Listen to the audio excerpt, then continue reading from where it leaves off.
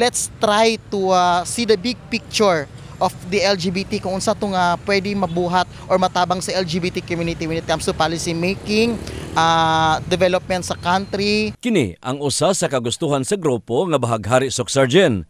Pagkahuman nasuta niini nga dili na prioridad sa Senado ang ginaatangan nga SOGIE bill. Gihusga ni Gandil nga dili lang sila simpleng grupo sa katawhan tungod nga sila usab ang partner sa gobyerno sa kalambuan.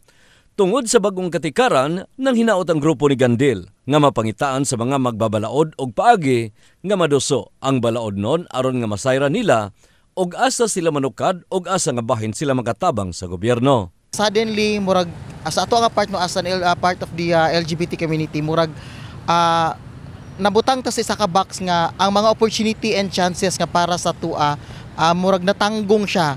Kasi ang pagkabalo sa tanan bagud ang SOGIE Equality Bill is kumbaga nag-focus lang daw sa LGBT which is not. Alang ni JR nga usa sa mga miyembro sa LGBT ang namahayag nga tama lang nga dili himuong prioridad ang SOGIE Bill.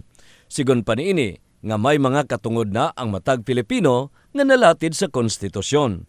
Gipamugos ni JR nga importante lang ang respeto sa matag usa. Nunid na uy daga na matag mga balaod na namatay rice gihapon. Pagkahimugso para nato na natay katungod. So dili lang ta mag-appeal sa ilang kay na kada isa sa aton ay rice. Kung unsa man ako rice, nirespeto mo na sa depende po sa iyong pagkatao, di ba? Kahibaluan nga sa Senado milutaw nga may puruhan pa ang pagpasar sa anti-discrimination bill kung itandi sa SOGIE. In the heart of changing lives, kini si Brigada Dani Case, Brigada News.